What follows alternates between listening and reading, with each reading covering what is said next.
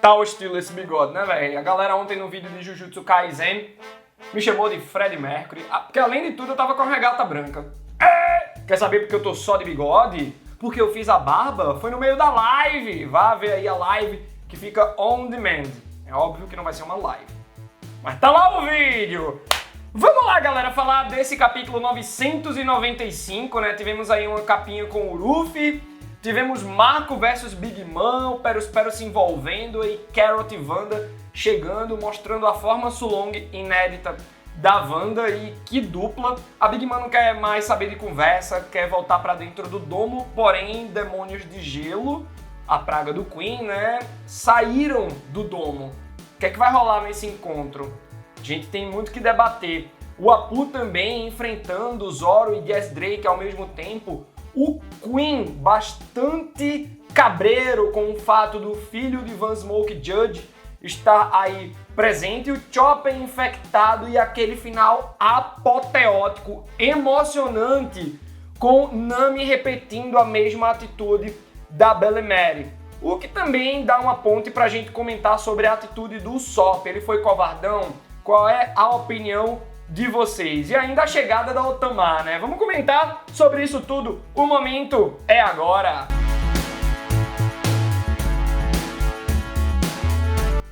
Lembra de me seguir no Instagram e no Twitter, Matheus Joyboy. Também dá like e se inscreve aqui no canal, que é muito importante pro meu trabalho. E além disso, tu vai receber as notificações, clicando no sininho também, de One Piece. Além da análise do mangá, a gente analisa o anime, rola um react para os capítulos do mangá também, com dublagens ou tentativas de dublagem. Tem vídeo de previsões e respostas, escutando o fandom. Tem muita coisa aqui de One Piece, então vem com a gente. Se liga que hoje é dia 15 e agora dia 17, na próxima terça-feira, acabam as inscrições de uma nova temporada do Nihongo, que é o curso de japonês do Ricardo Cruz. Ricardo Cruz é um cara incrível, já traduziu Naruto e Bleach aqui no Brasil. Por fazer parte da Jump Project, o cara fez a segunda abertura de One Punch Man ao lado de uma galera talentosa. Então o cara ensina japonês a partir de cultura pop. É o melhor método com a melhor pessoa. Só vai!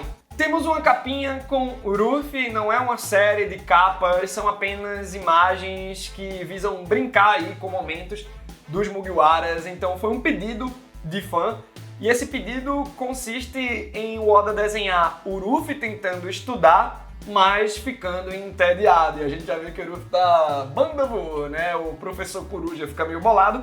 E curioso que o Luffy tá aí com os esquilinhos, os Risky Brothers, que eram, no caso, os zumbis onde estavam as sombras dos Risky Brothers originais, companheiros da Lola, do bando Rolling Pirates. Então, galera, a gente deve ter uma capinha nesse estilo para cada Mugiwara.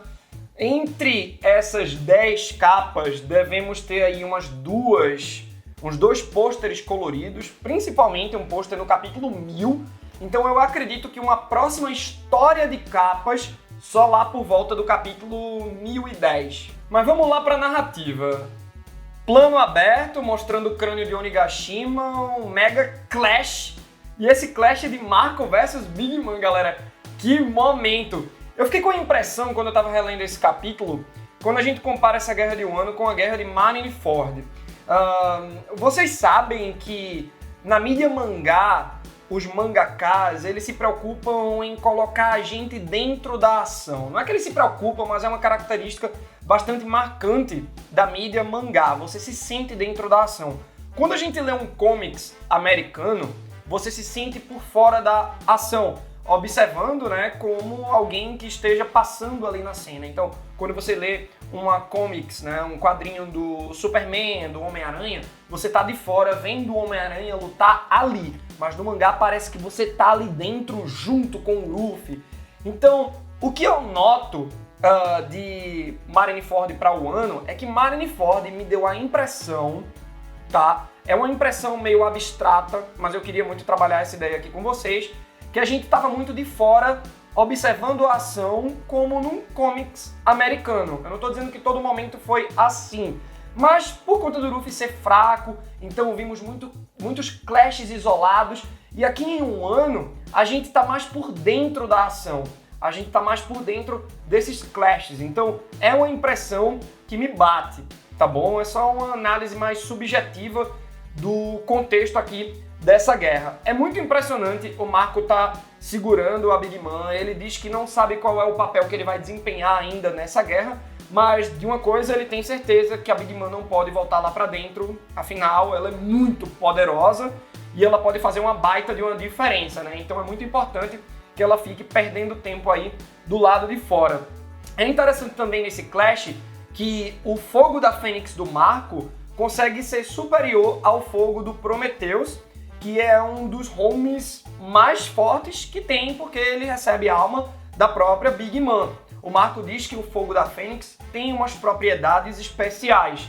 Então, é muito impressionante, né? Vocês sabem que se eu fosse escolher uma Akuma no Mi para comer no mundo de One Piece, seria essa do Marco, porque é uma Zoan, aumenta os atributos físicos do usuário, ele pode voar, que é um dos poderes que eu queria ter na vida real, que tem muito a ver com liberdade, e ele ainda tem fogo, e um fogo all blue, e o fogo dele queima e cura, então, véi, é o fruto perfeito. Mas quando a Big Mom vê que tá perdendo nesse combate de fogo contra fogo, ela pega o Marco pelo pescoço. Eu acredito que se ela tivesse fechado a mão, ela teria esmagado e matado o Marco ali. Queria ver um embate de hack, né? O Marco colocando hack no pescoço para poder segurar esse apertão com a mão da Big Mom, né? Mas ao mesmo tempo, muitos detalhes. O Oda ele precisa focar. E aí a gente vê que o Perospero ele ganhou a vantagem do terreno, já vai atirar uma flecha no Marco. Momento tenso, né? Porque é um momento de trairagem. O Perospero que estava aliado ao Marco. E é bem impressionante também em questão de quadrinização, porque o Oda manda uma tridimensionalidade aqui que há muito não se via. Ele faz isso de maneira mais sutil, mas aqui nesse capítulo 995, nessa cena específica do Perospero, ele manda muito bem. E o Perospero, um pouco antes de atirar, diz que, pô, tá tudo bem, porque já teve tempo que eu quis muito te matar. O momento vai ser agora. É interessante nessas relações entre os Yonkous e os seus subordinados. Então, o Perospero, ele obedece a Yonkou Big Mom. O Marco obedecia ao Yonkou Barba Branca. Então imagina, né, os conflitos anteriores, quantas vezes o Perospero já quis matar o Marco. Esse momento ia chegar, mas ainda bem que Carrot e Wanda chegam para dilacerar a cara do Perospero no momento de catarse, porque a gente quer mais é que o Perospero se arrombe, né? Ele não matou o Pedro. As meninas estão ali dizendo que ele foi responsável pela morte do Pedro.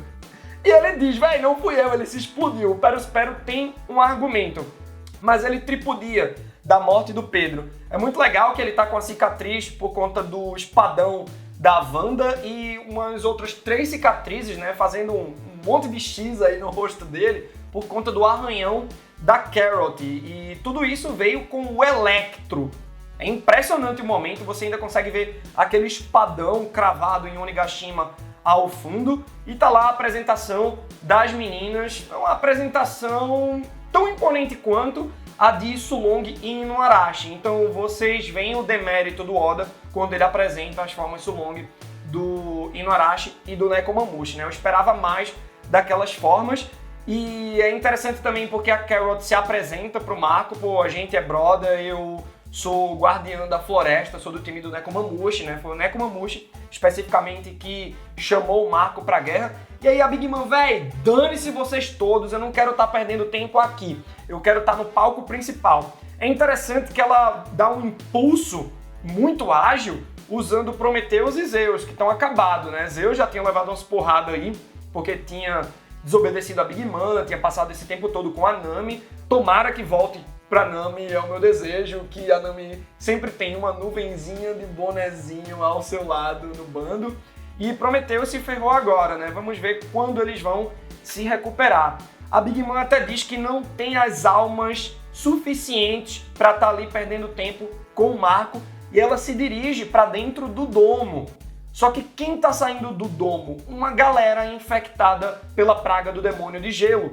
E o Marco não está entendendo muito bem o que é que está chegando. A gente entende E aí que tá a problemática. Será que isso pode infectar a Big Mom e ela virar um demônio de gelo? Será que o Chopper pode salvar a Big Mom? E aí vocês podem se perguntar, né? Pô, Matheus, como assim o Chopper salvar a Big Mom? Ela é uma inimiga. Eu acredito que o Chopper, enquanto médico, ele vai seguir os mesmos princípios que o Sanji com comida. Vocês lembram lá, né, do arco do Baratie, que o Sanji alimentou o bando inteiro do Krieg, que era um inimigo que já estava dizendo, se você me alimentar, eu vou destruir tudo aqui. Vou pegar esse navio pra mim, o Sanji, beleza. Então o Chopper é mais forte ainda, né, com medicina. Você não pode olhar quem em relação ao paciente, à sua origem. Então eu acredito que o Chopper, quando ele conseguir clonar esse antídoto para a praga do demônio de gelo, ele também vai aplicar esse antídoto na Big Mom, que deve se infectar.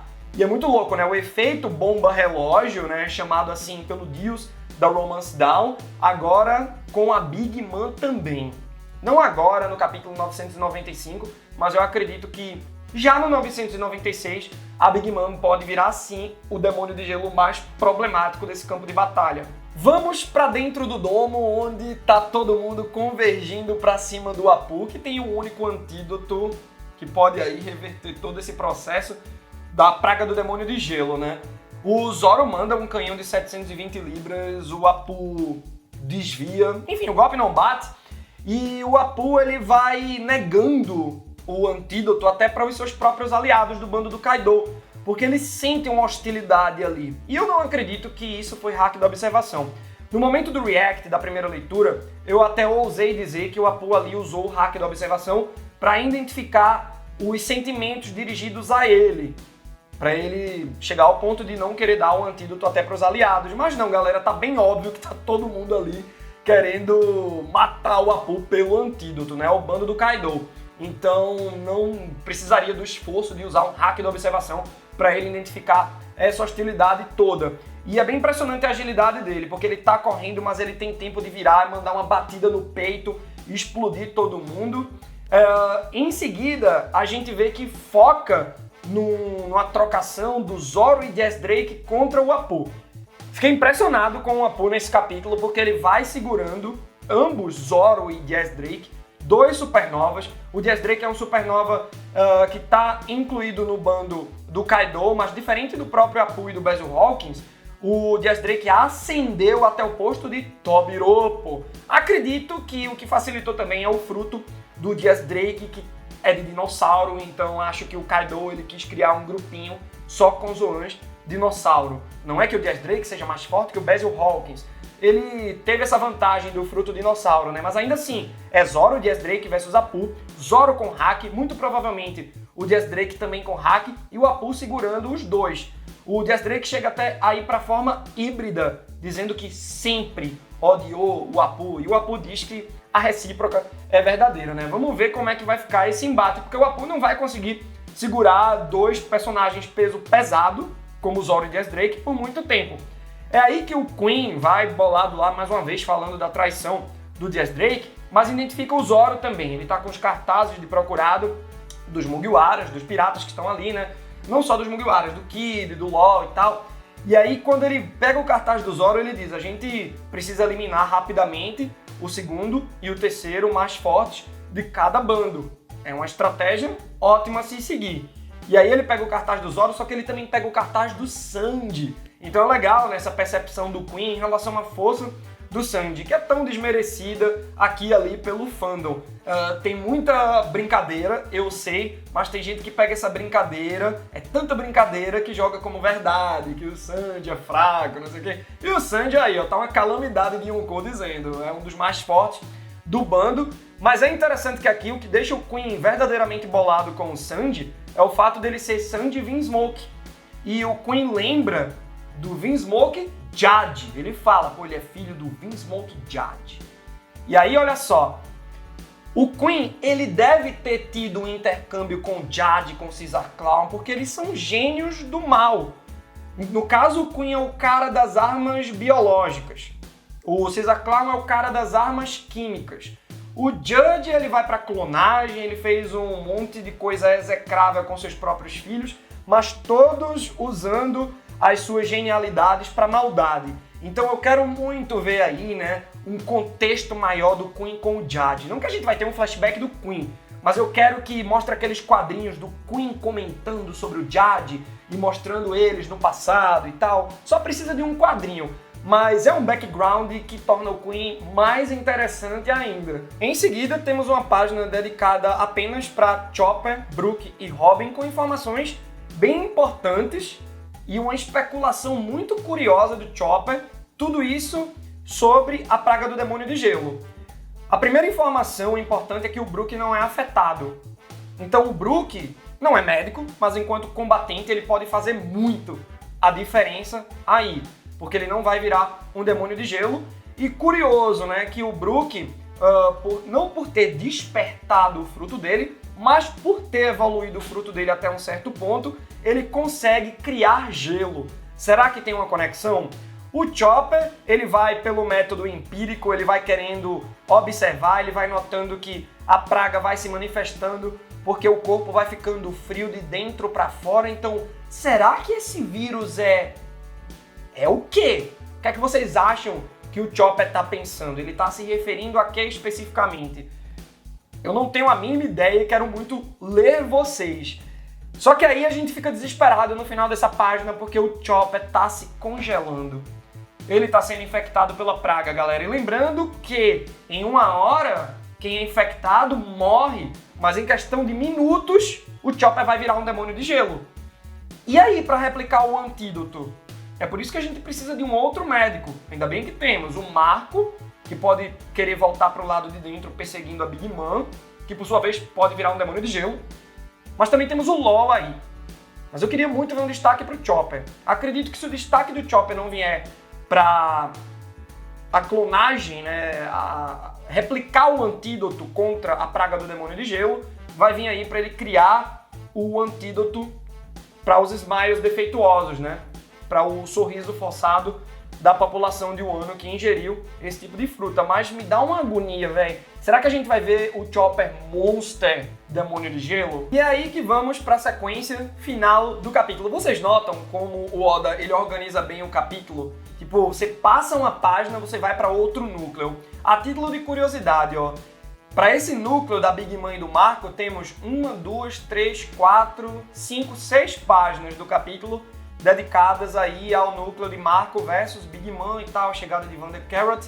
Temos 1, 2, 3, 4 páginas para a parte do Apu, já totalizam 10 páginas.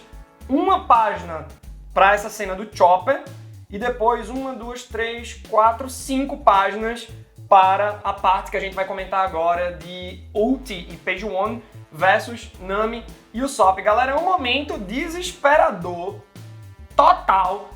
Primeiro que é bem legal a gente ver a criatividade do Usopp com as armas. Ele manda tipo aquelas plantas carnívoras pra cima da Ulti e ele até diz, agora derreta. Então será que a saliva, acho que não é o termo correto, né? Mas esse suco gástrico dessa planta que tá envolvendo a Ulti poderia derretê-la, tipo um ácido, né? E aí o Page One corta a planta. É engraçada essa relação da Ulti e do Page One. Ela fica louca quando o Page One a salva. Ela é muito babona do Page One. E aí, galera, é que quando ela escapa, o Usopp até tenta, né, ferir os dois ao mesmo tempo, o Ulti e Page One, com uns bambus que vêm do chão. Tipo, uns bambus espetam até a papada do Page One, mas não é suficiente para parar a Ulti, que dá aquela Ulti Mortar, aquela cabeçada, e ela que tá no modo híbrido. Essa cabeçada da Ulti a gente valorizou muito aqui no All Blue, galera, porque foi uma demonstração de força bruta das mais potentes que eu vi em One Piece. O Ruffy sentiu muito, ele resistiu, mas é o Ruffy ali. Ele tem um corpo de borracha, ele sabe usar hack do armamento. E o Usopp, ele é o mais fraquinho do bando e não sabe usar hack do armamento. Acabou! Tipo, o crânio do Usopp racha. É um grafismo pro Oda indicar o quão pesado foi aquele impacto. E aí, né, eu gosto de resgatar muito o momento do Sanji versus Vergo, que muita gente usa seriamente como argumento. A perna do Sanji trincou ali, não trincou. O Oda, ele usa esse tipo de grafismo para valorizar o impacto. Porque se aconteceu do crânio do Usopp rachar aqui, ele teria morrido. E não é isso que a gente vê nos quadrinhos seguintes. O Usopp tá vivo. E aí, né, parâmetro de poder em One Piece, né? Por isso que eu não curto mais ficar nessa viagem de nível almirante, nível comandante de Yonkou. As coisas, as batalhas de One Piece acontecem como tem que acontecer. No caso, beleza, o Usopp ele não aguentou o golpe, mas ele tá vivo depois desse golpe. É absurdo. E aí a Uti, ela vai pra cima da Nami, velho. E ela ergue a Nami, ela diz que tá pistola, e principalmente com o fato do Luffy ter dito que vai ser o rei dos piratas, então ela quer forçar a Nami a dizer que o Luffy não vai ser o rei dos piratas. E aí a Nami tá lá morrendo de medo, ok, só não me dá uma cabeçada senão eu vou morrer. O Luffy, ele não vai ser... E aí galera, é muito impressionante que enquanto a Nami vai pensando no que dizer, a gente vai vendo o Luffy desbravando o caminho. No caso, quem tá desbravando o caminho é Sandy e Jinbe, e o Luffy só avançando. É bem interessante que tem um smile de panda, seria, por assim dizer, a participação do Panda Man nesse capítulo, e é mais um smile que a cabeça tá num lugar suspeito, né? No caso era o Hamlet, o Fortrix, né? O smile de galinha do capítulo anterior tinha a cabeça no toba. Esse aqui, o pinto, é a cabeça. E aí o Usopp vai dizendo, isso aí, Nami, mente pra ela. No momento crítico, usa a estratégia. Nesse momento, vamos focar agora primeiro no Usopp. Teve muita gente que falou, o Usopp é um covardão, ele mentiria. Galera, é o seguinte, o Usopp, ele tá falando o que tá falando porque ele não está no momento crítico, ele não tá na mão da ult, certo? Então ele tá conseguindo pensar melhor como espectador, ele tá vendo de fora. Se o Usopp tivesse ali com a ult, se ele tivesse nas mãos da ult, Matheus, tu acha que ele não mentiria? Não, eu acho que ele mentiria. Mas a gente precisa perceber a relação de cada Mugiwara com a mentira. Vamos pegar a mentira como exemplo. A relação de Usopp com a mentira é única. Ele não seria covarde, ele realmente usaria estratégia, mas é óbvio que, já tá dizendo o nome, é uma mentira. Ele acredita que o Luffy vai ser o rei dos piratas, mas ele mentiria, ou seja, ele diria o contrário do que ele acredita para escapar da ult. E o Oda ter usado a Nami para dizer aquilo que ela acredita, não, o Luffy ele vai ser sim o rei dos piratas, ela fala sofrendo, chorando, mas é um revival de um momento dos mais emocionantes de One Piece que é ponto de virada para muita gente se fixar na obra. Nessas collabs vocês estão percebendo, né, que tem dois pontos de virada aí para muita gente, o arco do Chopper e o arco da Nami. E caramba, a Nami aqui, ela basicamente parafraseou todo o texto da Belemere. A Belemere quando estava sendo ameaçada pelo Arlong, tipo, ela poderia ter sobrevivido. A Belemere, a Noriko e a Nami. Mas a Belemere não conseguiu mentir, tipo, é a relação da Belemere com a mentira. E todo o contexto da adoção, do amor, daquele momento que as meninas estavam passando, a Nami, eu não quero que você seja minha mãe e tal. Então, tudo convergiu para Belemere dizer a verdade ali. Então, se ela mentisse, caramba, ela poderia esconder a Nami e a Noriko. Mas ela disse a verdade, então, galera, que momento, quando a ult se prepara para dar a cabeçada, aí é que vem a catarse, porque a cabeça da gente vai a 1000, afinal, a Otama chegou com o Koma Inu. Koma Inu, ó, da mesma maneira que eu digo, está morto o Usopp, por conta dessa cabeçada da ult, o Koma Inu também está morto. Porque, véi, a ult vai arremessar o Koma Inu. Ele não tem força o bastante para aguentar além dessa mordida. E aí todo mundo fica louco com aquilo. Page One, que acho que tá saindo dos bambu ainda. É o quê? Um cachorro? E aí o capítulo acaba aí. Se liga que essa próxima semana o mangá de maneira oficial vai chegar no dia 20. Dia 20 é uma sexta-feira. Então o capítulo vai vazar muito provavelmente já na quinta, tá bom? Então esperem aí o One Piece chegar de maneira prévia na quinta-feira e de maneira definitiva oficial na sexta. Mais uma vez, lembra que a gente está nos últimos dias de inscrição do Nihongo, dessa nova temporada do Nihongo. Tá aí na descrição. É a melhor maneira de tu aprender japonês, melhor método, cultura pop com a melhor pessoa, Ricardo Cruz. E vamos lá imaginar, galera, a Otama chegou para virar o jogo. Um jogo que tá relativamente equilibrado nessa guerra toda, né? Isso porque os Yonkous foram separados. O Kaido tá sendo combatido no topo do domo, o Big Mom do lado de fora. Rolou um equilíbrio por essa separação. E agora a Otama vem para desequilibrar o jogo a favor da aliança Ninja, Pirata, Mink, enfim. Porque ela tem os Kibidango. E com os Kibidango, ela pode pegar todo o exército de Smiles do Kaido. Eu não acredito que vai funcionar contra os Zoans. Vai meter um Kibidango na boca da Uta e do Page One e eles vão obedecer. Não. Eu acredito que só Smiles podem sofrer o efeito do Kibidango da Otama, mas isso já é grande parte do exército do Kaido e parte perigosa, que deu trabalho pra Zoro. Pô, a frota encouraçada do Sasaki, que tá encarando lá o Yamato, é todo de Gifter. Então, véi, se a Otama, ela cria os Kibidango, dá pro Usopp e ele sai atirando, fechou, véi. É só o Usopp pegar um lugar de vantagem.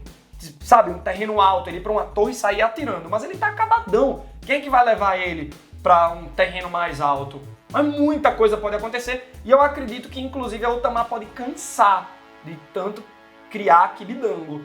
Ou será que não tem um limite, que nem o fruto do Cracker, que é só bater palma que vem os soldados biscoito? Vamos ver aí, né? Que se a menina não cansa, ganhamos.